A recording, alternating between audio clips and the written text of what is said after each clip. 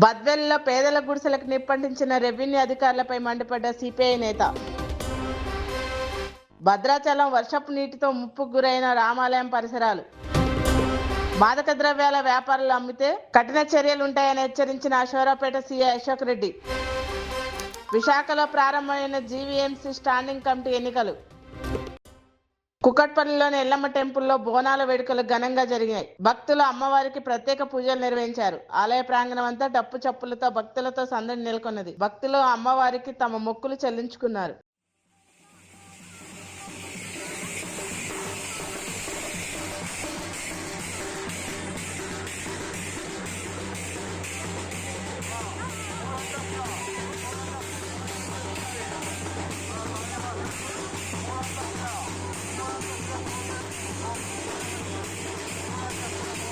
బద్వేలులో పేదల గుడిసెలను కాల్చివేయడం దుర్మార్గ చర్య అని బద్వేల్ సిపిఐ నేత వీరశేఖర్ ఆవేదన వ్యక్తం చేశారు. పేద గుడిసెలకు పెట్రోల్ పోసి నిప్పంటించిన బద్వేల్ తహసీల్దార్ పై మానవ హక్కుల కమిషన్ కు ఫిర్యాదు చేస్తామన్నారు. నిరాశ్రయులను చేయడం రెవెన్యూ అధికారులకు తగదని ప్రశ్నించారు. ఈ రోజు పేదల పక్షాన వచ్చి మీరు ఎక్కడ ఉంటారో కాపురం చూస్తామని చెప్పి హెచ్చరికలు జారీ చేసి వెళ్తారా మీరు?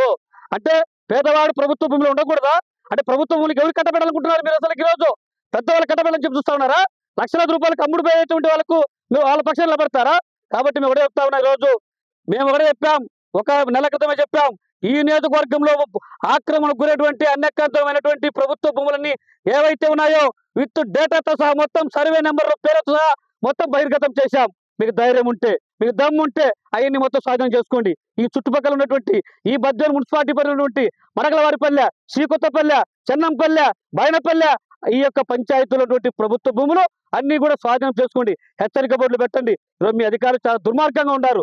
మీరు విఆర్ఓ కానీ డీటీ కానీ లేకపోతే ఇతర సిబ్బంది కానీ రకరకాలైనటువంటి పద్ధతుల్లో విన్యాసం చేస్తూ ఉన్నారు.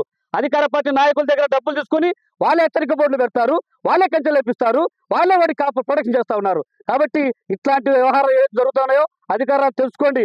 మీకు మా పేదలకు ఏదైనా జరిగితే ఇక్కడి నుంచి మాత్రం మేము పోయేటువంటి సమస్య లేదు. ఉంటే భూమి తల్లి ఒడిలో ఉంటాం, లేకుంటే జైల్లో ఉంటాం తప్ప ఇక్కడి నుంచి మీరు కాల్ చేసినా, కూల్ చేసినా, కేసులు పెట్టినా పోయేటువంటి సమస్యలు చెప్పి హెచ్చరిస్తా ఉన్నాం. ఇప్పటికైనా రెవెన్యూ అధికారులు ఆలోచన చేసి ఈ పేదల పక్షాన్ని నిలబడాలని చెప్పేసి విజ్ఞప్తి చేస్తా ఉన్నాను. ఈ వీరశేఖర్, సిపిఐ జిల్లా కార్యవర్గ సభ్యులు. హుస్నాబాద్ నియోజకవర్గంలోని ప్రజల సమస్యలను మండల అధికారులే పరిష్కరించాలని మంత్రి పొన్నం ప్రభాకర్ అన్నారు. హుస్నాబాద్ నియోజకవర్గ అభివృద్ధిపై సమీక్ష సమావేశం జరిగింది. ఈ నెల 8న రైతు వేదికల వద్ద తానే స్వయంగా ప్రజల సమస్యలు అడిగి తెలుసుకుంటున్నానని చెప్పారు. భద్రాచలంలో బుధవారం తెల్లవారుజాము నుండి కురుస్తున్న భారీ వర్షానికి రామాలయం వీసా కాంప్లెక్స్, అన్నదాన సత్రం ప్రాంతాల ముంపుకు గురయ్యాయి. పట్టణం నుంచి వచ్చే వరద నీటిని గోదావరిలోకి ఎత్తిపోయడానికి మోటార్లు ఏర్పాటు చేసినా వాటిని గోదావరి వరదలు వచ్చినప్పుడే వినియోగించడంతో రామాయణం ప్రాంతం ఈ సమస్య తలెత్తుతుందని మోటార్ల ద్వారా నీటిని ఎత్తి తమను ఆదుకోవాలని ప్రజలు కోరుతున్నారు. మాదక ద్రవ్యాల వ్యాపార నియంత్రణ కోసం చేపట్టిన తాజా ఆపరేషన్ లో నార్కోటిక్ డాగ్ ముఖ్య పాత్ర పోషించింది. భద్రాద్రి కొత్తగూడెం జిల్లా అశ్వాపురం మండలంలో చవిటిగూడెం గ్రామంలో పార్వతి అనే మహిళ ఇంట్లో దాచిన 650 గ్రాముల గంజాయిని గ్రేసీ డాగ్ గుర్తించింది. వంటగదిలోని గిన్నెల కింద దాచిన ఈ గంజాయిని గ్రేసీ వాసన ద్వారా పట్టించిందని సి అశోక్ రెడ్డి తెలిపారు. పార్వతమ్మపై కేసు నమోదు చేశామని, ఆమెను రిమాండ్కి తరలించామని FABA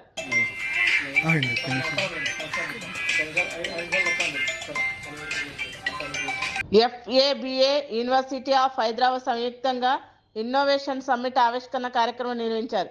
200 దేశాలకు ఫార్మా ఉత్పత్తులను 150 దేశాలకు పైగా వ్యాక్సిన్ సరఫరా చేస్తున్న భారత్ గ్లోబల్ హెల్త్ మార్కెట్ లో 3.72% వాటాను మాత్రమే కలిగి ఉందని Federation of Asian Biotech Association executive president రెడ్డన్ అన్నారు. ఉత్పత్తికి తగ్గట్టుగానే అంతర్జాతీయ మార్కెట్లో వాటా పొందాలంటే స్టార్టప్ కు ప్రోత్సాహం అందించాలని హైదరాబాద్ విశ్వవిద్యాలయం వేదికగా ఈ నెల 16 నుంచి 18 వరకు ఆవిష్కరణల సమ్మేళనం నిర్వహిస్తున్నామని Federation of Pharma Entrepreneurs chairman Chakravarthi తెలిపారు. Come up with innovative product development. It is not only the academic institutions and industries, but there are a number of enabling systems, enabling players for promoting the innovations like clinical research organizations, contract manufacturing associations, and contract research organizations. We have invited them also to come and participate in this Life Sciences Innovation Cluster meeting. And the Whale Tank event and the Innovation Cluster meeting, both are happening at University of Hyderabad, the School of Life Sciences. And we have partnered with the University of Hyderabad for this two events in addition to drug discovery and development workshop.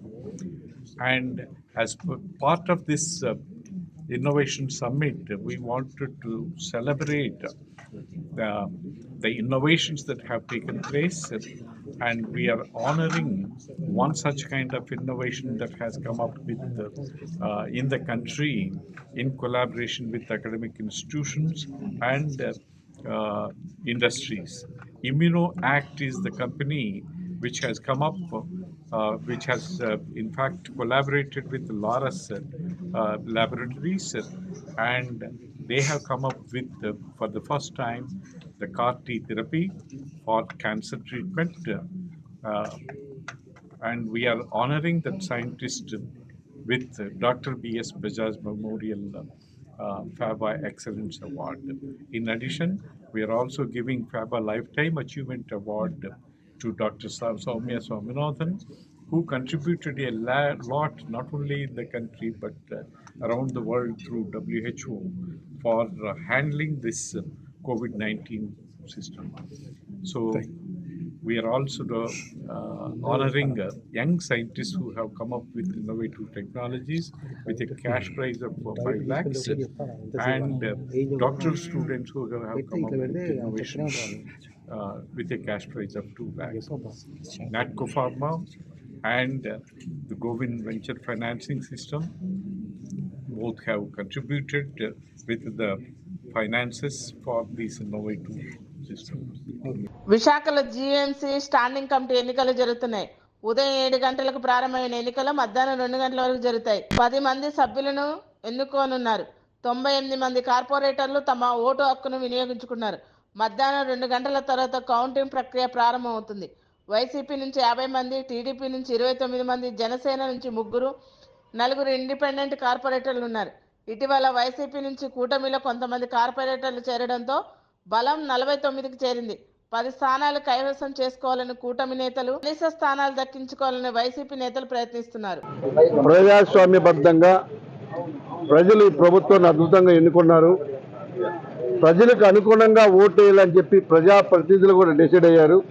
అటు MLC ఎన్నికలు కావచ్చు, standing committee ఎన్నికలు కావచ్చు, ఏవైనా సరే ప్రజలు జగన్మోహన్ రెడ్డి గారిని, వైఎస్ఆర్ కాంగ్రెస్ పార్టీని చీకొట్టి, వద్దు నీ పరిపాలన బాగలేదు, ఒక హిట్లర్వి, ఒక దౌర్జన్యంగా, ఒక దగాకోలా పరిపాలించావు కాబట్టి ప్రజలు పక్కన పెట్టడం జరిగింది. వనపర్తి జిల్లా కేంద్రంలో సిటీ బస్సును ఎమ్మెల్యే తూడి మేఘారెడ్డి ప్రారంభించారు. అనంతరం ఎమ్మెల్యే మర్రికుంట నుండి గోపాల్పేట వరకు బస్సును నడిపారు. వనపర్తి జిల్లా కేంద్రంలోని బస్ డిపోకు ఎంతో ప్రత్యేక స్థానం ఉందని ఎమ్మెల్యే మేఘారెడ్డి అన్నారు. వనపర్తి ఆర్టీసీ డిపోకి చాలా చరిత్ర ఉంది. అప్పుడు నిజాం రాజు ఉన్నప్పుడే మనకు డిపో వచ్చింది కాబట్టి ఇంకొక 30 బస్సులు తీసుకొచ్చి ఒక వినూత్న రీతిలో మండల హెడ్ క్వార్టర్లో కూడా ప్రతి మండలంలో 2 బస్సులు పెట్టి ఉదయం నుంచి సాయంత్రం వరకు ప్రతి విలేజ్కి బస్సు పెట్టేసి మొత్తం వితిన్ ద మండలంలో ఉదయం నుంచి సాయంత్రం వరకు ప్రతి విలేజ్ నుంచి తీసుకొచ్చి మండలంలో వదిలిపెట్టడం, మళ్ళీ సాయంత్రం తీసుకొని వదిలిపెట్టడం, అట్లా మిగతా 7 మండలాల్లో టౌన్లో ఎక్కడ ఇబ్బంది లేకుండా ప్రతి పల్లెటూరుకు, ప్రతి తాండకు ఆర్టీసీ బస్సును చూపించే బాధ్యత కాంగ్రెస్ పార్టీ తీసుకుంటుంది. ఇందిరామ రాజ్యంలో అందరికీ ఆర్టీసీ బస్సులు అందుబాటు తీసుకురావాలి. Thank you. నిర్మల్ జిల్లా కేంద్రంలోని దివ్యానగర్లో గౌడ జన హక్కుల పోరాట సమితి మోగుదెబ్బ పొలిట్ బ్యూరో సమావేశం జరిగింది. ఎస్సీ, ఎస్టీ, బీసీ, మైనార్టీ ప్రజలను కలుపుకొని ఆగస్టు 18 నుండి 25 వరకు సర్దార్ సర్వాయి పాపన్న గౌడ్ 374వ జయంతి వారోత్సవాలను నిర్వహించాలని నిర్ణయం చేశారు. మహారాష్ట్ర, ఆంధ్రప్రదేశ్, కర్ణాటక, తమిళనాడులో జరగబోయే మహాసభల కోసం ఉమ్మడి జిల్లాల ఇన్ఛార్జీలను నియమించారు.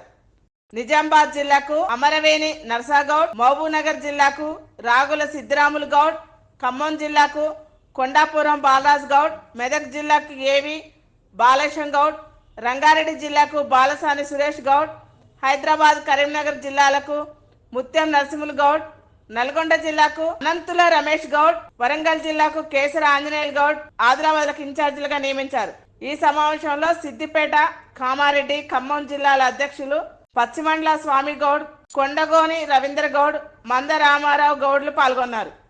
ఈరోజు గౌడజన హక్కుల పోరాట సమితి జాతీయ కమిటీ సమావేశం నిర్వహించడం జరిగింది. ప్రధానంగా ఆగస్టు 18 నుండి ఆగస్టు 25 వరకు సర్దార్ సర్వాయి పాపన్న గౌడ్ 374వ జయంతి వారోత్సవాలను గౌడజన హక్కుల పోరాట సమితి మోగ్గెబ్బ రాష్ట్ర వ్యాప్తంగా, దేశ వ్యాప్తంగా ప్రతి గ్రామాన సర్దార్ సర్వాయి పాపన్న గౌడ్ విగ్రహాలు ఉన్న దగ్గర, విగ్రహాలు లేని దగ్గర చిత్రపటాన్ని పెట్టి పెద్ద ఎత్తున బడుగు బలైన వర్గాల ప్రజలందరూ కలుపుకొని ఏదైతే సర్దార్ సర్వాయి పాపన్న మరి పోరాడినటువంటి చరిత్ర మొత్తం కూడా బడుగు బలైన వర్గాల ప్రజలకందరూ తెలియజేస్తూ రాబోయే రోజులల్లా సర్దార్ సర్వాయి పాపన్న ఆశయాన్ని సాధిద్దామని చెప్పి శపథం చేపిస్తూ గ్రామాన పెద్ద ఎత్తున మరి 18 నుండి 25 వరకు వారోత్సవాలు నిర్వహించాలని చెప్పి ఈ సందర్భంగా బడుగు బలైన వర్గాల ప్రజలందరూ కూడా పిలుపునిస్తా ఉన్నాం.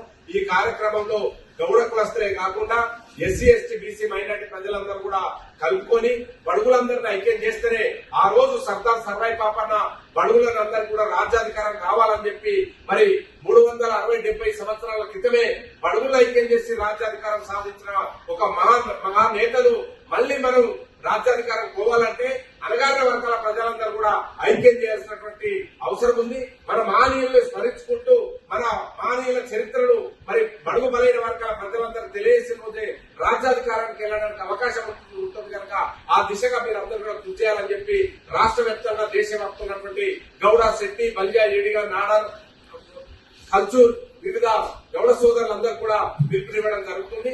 జై భారత్, జై Telangana. Please like, share and subscribe Sneha TV.